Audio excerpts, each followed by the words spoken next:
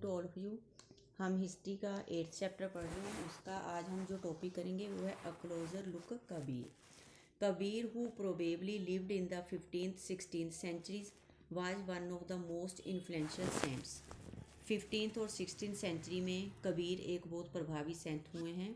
He was brought up in a family of Muslim जुलाहा। कबीर का जो परिवार था वो एक मुस्लिम जुलाहा फैमिली से रिलेटेड था।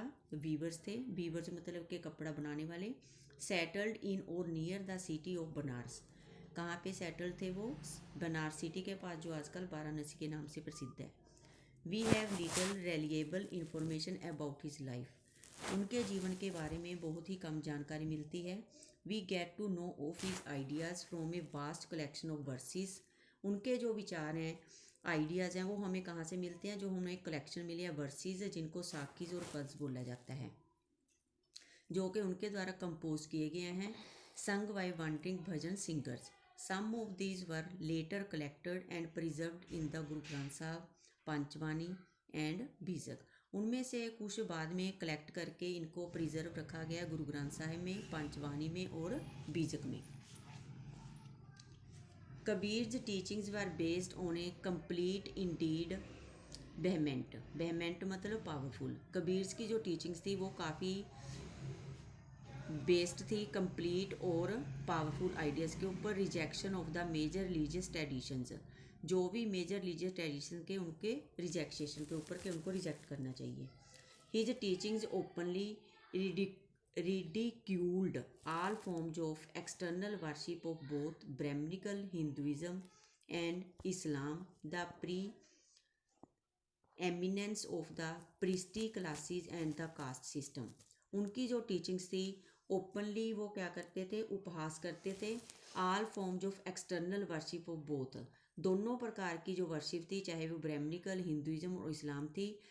Pre eminence of the priestly classes, जो भी प्रिस्टी क्लासेस थी, and the caste system.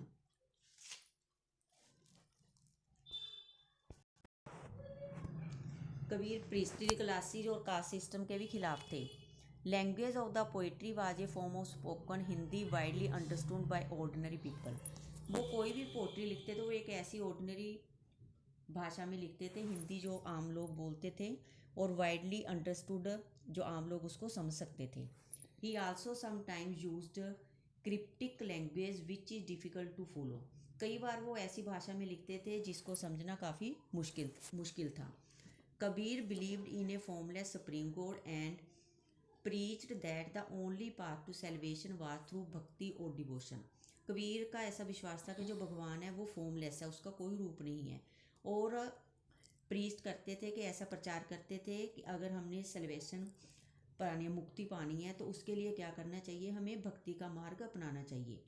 Kabir Drew his followers from among both Hindus and Muslims. Kabir के जो मानने वाले थे वो हिंदू भी थे और मुसलमान भी थे। Thank you. A closer look Baba Guru Nanak. बाबा गुरु नानक का जन्म था 1469 में हुआ था और 1539 में उनकी डेथ हो गई थी। Then about Kabir born at Talwandi. इनका जन्म तलवंडी में हुआ था, जो आजकल ननकाना साहिब पाकिस्तान में है। He travelled widely before establishing a centre at Kartarpur. Kartarpur में रहने से पहले उन्होंने काफ़ी यात्राएं की थी। Dera Baba Nanak on the river Ravi. A regular worship that consisted of the singing of his own hymns was established there for his followers. उनके जो रेगुलर वर्शिप करने वाले थे, consisted on the singing of his own हाइमन्स, उनके जो अपने हाइमन्स थे, भजन थे। वाज एस्टेब्लिश शब्द थे, establish there for his followers, establish किए गए थे उनके फॉलोअर्स के द्वारा। Irrespective of their former creed, caste और जेंडर, चाहे वो किसी भी कास्ट, पंथ से हो, कास्ट से हो, जेंडर से हो, उनके जो फॉलोअर थे ate together in the common kitchen. Langar प्रथा इन्होंने शुरू की थी, सभी किसी भी कास्ट के हों सभी इकट्ठे भोजन करते थे। The sacred space thus created by Baba Guru Nanak was known as dharamsal. It is now known as gurdwara. एक पवित्र जगह जो उन्होंने क्रिएट की गई थी बाबा गुरु नानक के द्वारा, धर्मस्थल बोला जाता था और जो आजकल गुरुद्वारा के नाम से प्रसिद्ध हैं। Before he death in 1539 Baba Guru Nanak appointed one of his follower as his successor. अपनी डेथ से पहले 1539 से बाबा गुरु नानक ने अपना एक फॉलोअर तैयार कर दिया था जिसका नाम था लैना। लेकिन बाद में वो गुरु अंगद देव के नाम से प्रसिद्ध हुए। Signifying that he was a part of Guru Nanak himself. वो भी कहते क्या थे, एक सिग्निफाई थे कि बाबा गुरु नानक के वो एक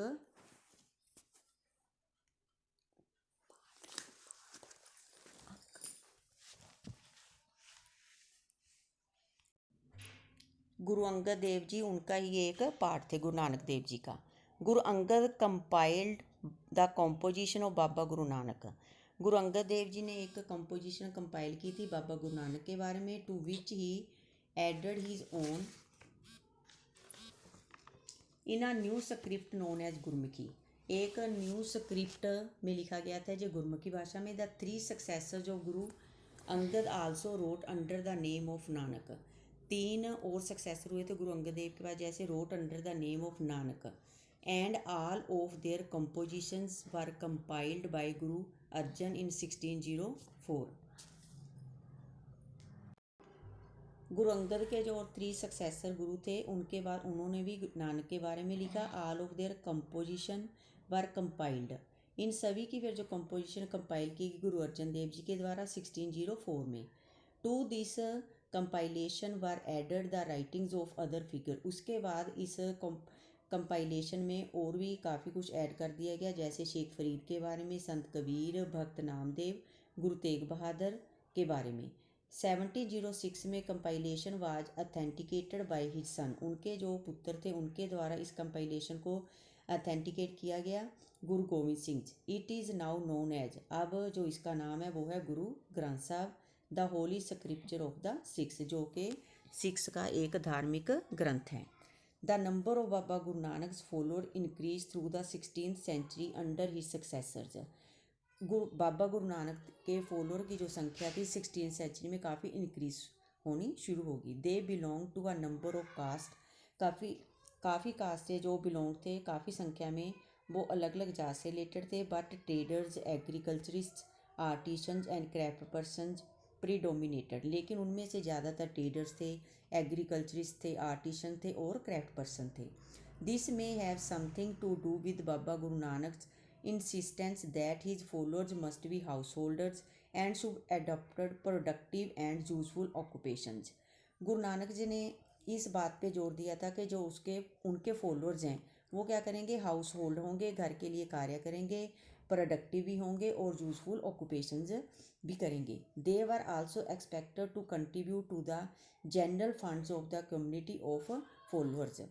वो उनसे एक्सपेक्ट किया जाता था कि वो जनरल फंड्स है जो भी कंट्रीब्यूट करेंगे उनमें से अपने फोल्डर्स के लिए कुछ ना कुछ कंट्रीब्यूट देंगे, जनरल फंड देंगे।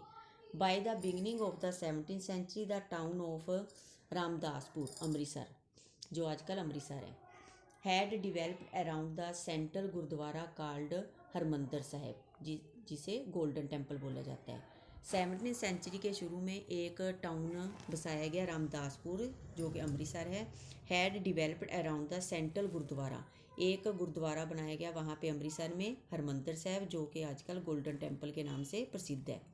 It was virtually self governing and modern historians refer to the early 17th century Sikh community as a state within the state।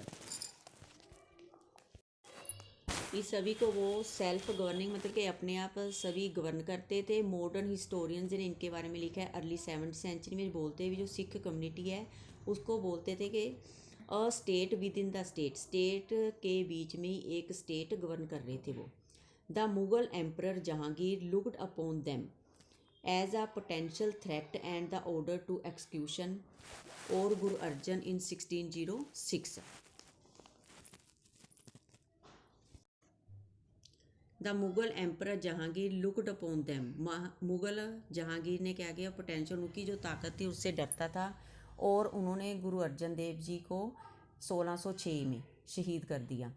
The Sikh movement began to get politicised in the 17th century.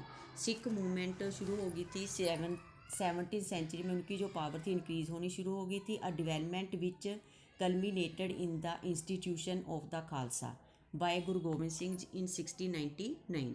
उन्होंने एक institution बनाई श्री गुरु गोबिंद सिंह जी के द्वारा बनाई गई 1699 में, और उन्होंने इसका नाम क्या रखा था? खालसा।